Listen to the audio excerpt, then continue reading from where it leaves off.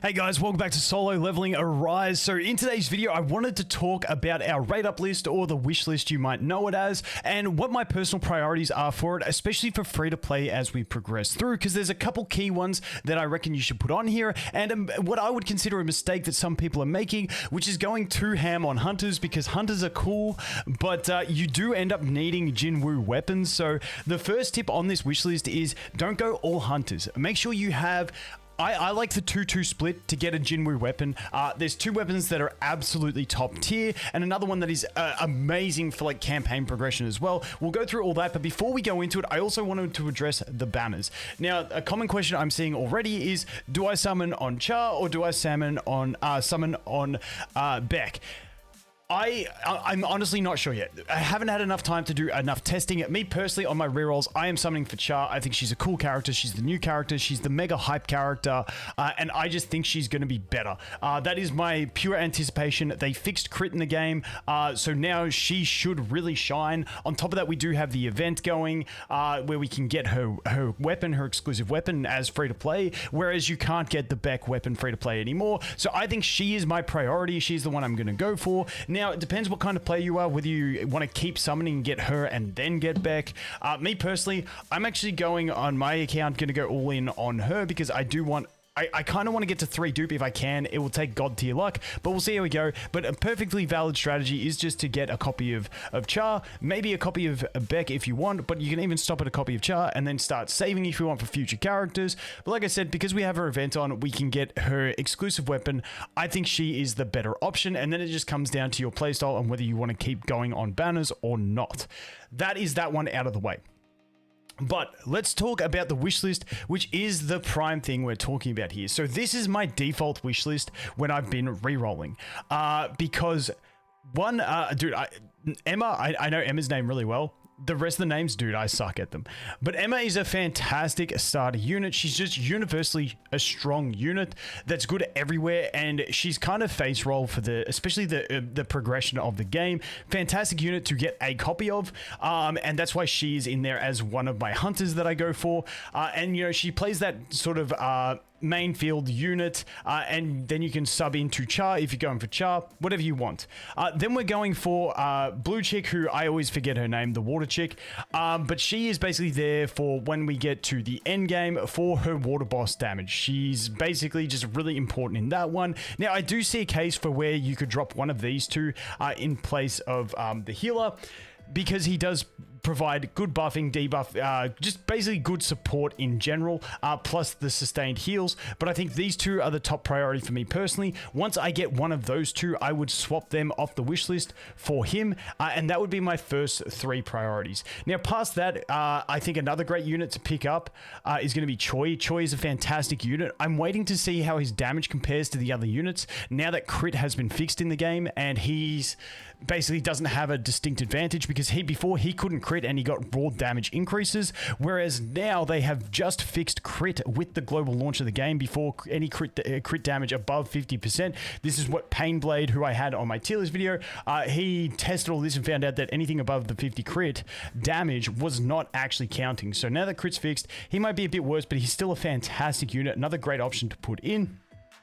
If you're not going to pick up Beck, then he can be a good option as well past that. Once again, these two are your top priority, then this would be my 3rd priority once I get one of those two. Then once I get one of those two, then that's when you can shift into one of these other ones, or even standard Beck, because he is a decent tank with a good defense shred as well. And that's sort of my priority list on the actual characters. Once again, this is my default. And like I said, I like having the split of 2 hunters and 2 weapons.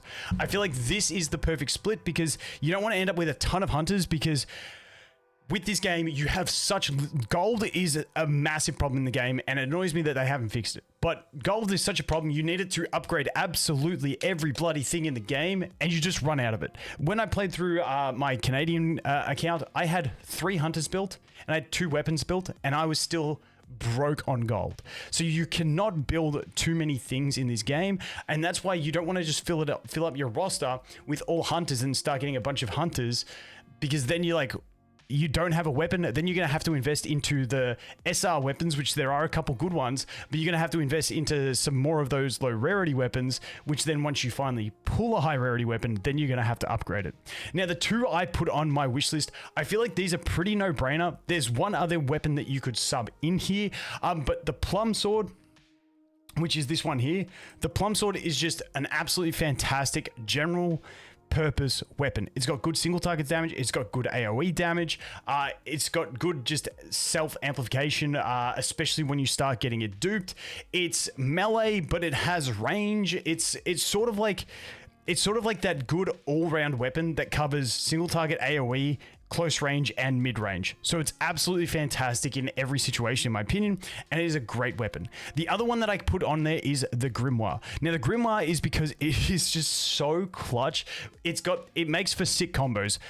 Firstly, it's a good ranged option for Jinwoo if you just need some ranged damage. It's solid for that, but its main purpose is not its damage. It's the fact that it freezes enemies, which is good in one sense, but it puts them in place, which allows you to combo with your other weapons once you unlock two weapons. Because on top of that, it has this debuff that it puts on enemies where it makes them take, after you freeze them for 4 seconds, it just stores the damage. Well, it calculates how much damage they've taken, and then at the end of 4 seconds, it deals an extra 10% of all that damage. So you can like freeze them, switch into your other weapon, like if it's the Plum Sword, if you have it, get the massive burst off the switch in, then use Jinwoo's ultimate, and you basically, in that 4 seconds, you use every bit of burst that you have, and then you get that amplified by another 10% because they retake that damage. And 10% might not sound like much of a damage increase, but when it's just 10% of your entire burst rotation, it can be absolutely fantastic. So that one, those are my two weapons. And like I said, the reason I like having these two on as my first weapons on the wish list is because Plum is universal. It's just a good damage dealing. The only time you take it off is when the enemy resists it, and then you take it off. But it's just a good universal, every situation it's functional. Then we have the Grimoire because, once again, all those things I stated make it just a great general one that you can use everywhere. I even sometimes bring this into battles that resist water because I don't use it. I don't like actively play with it using basic attacks that much. I literally have my Plum, let's call it the Plum weapon, whatever weapon you have, you're using that. This ability comes off cooldown. You use that, switch into it, freeze them, then you switch straight back into your other weapon and continue your rotation. And this gives you some control and some damage amplification. So I really do like the Grimoire. I think it's one of the best supportive weapons in there for Jinwoo. Now, the other weapon, if I got one of these two, the next weapon I would be switching into is the shotgun, or whatever they call it.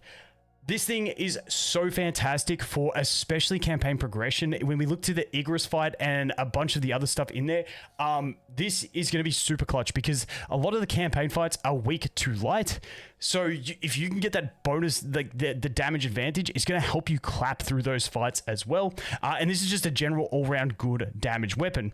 Now, this one is actually a melee weapon. Even though it's a gun, it is a shotgun. So you want to be close to the enemies to get the damage boost that it provides. So just keep that in mind. It's not a full-ranged weapon. But those are the main weapons I would look to go ahead and grab. Everything else is kind of more niche in its usage, and that's what I would look to.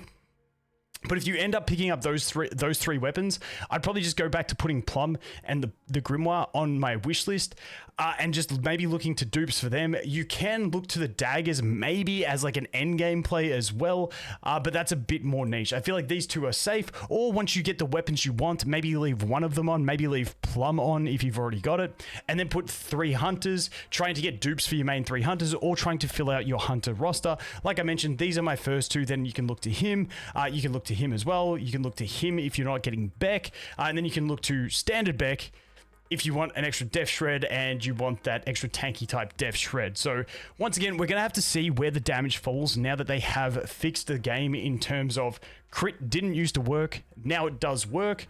But that is my roundup on the wish list. Once again, the biggest thing you want to avoid is having all hunters on the wish list or all weapons on the wish list. You want to have a balance so that hopefully you eventually pull a bit of both so that you have something to level up that is worth value on your account. Once again, that is because resources are so scarce. If resources weren't so scarce and you could like level up some SR weapons and then eventually go, I want an SSR weapon and then level those up, it would be okay. But just because of the resource starvation, if you're a paid player, it's a little bit different because you have a lot more gold, but free to play, it is an absolute nightmare trying to get that stuff. And once again, even though I haven't tested damage comparisons between Char and Beck, that's the silver main Beck, I'm going for Char. Main reason, I like the look of her kit just by reading it. I love crit play. And she's the new unit. We have the event going on where you can get her exclusive weapon, so that's another plus to her. And I just think being that high of a character, they ain't gonna make her crap. That is my general thoughts around that. So that is everything. That is the wish list. That is the banners. Hopefully that gets you guys pointed in the right direction for the start. Let me know any other videos you want me to make. I have got a big list of them. There is a ton of stuff to make with the launch of this game. So anything else you guys have, put in the comments and I'll do my best to cover everything. But as always, guys, thanks for watching. Hope you have an awesome day and I look forward to seeing the next one. Cheers.